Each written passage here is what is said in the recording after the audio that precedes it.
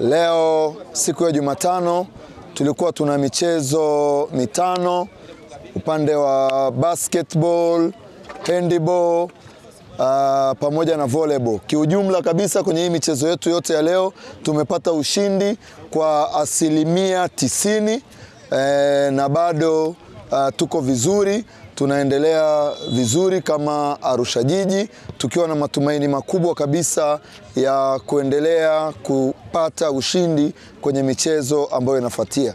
Jioni hii tulikuwa tucheze mechi ya football, lakini kwa maandalizi na wingi wa watu waliokuwepo, wapinzani wetu Songwe wameomba wasicheze leo, wacheze kesho, labda wakajiandae zaidi, lakini sisi tu ni washindi.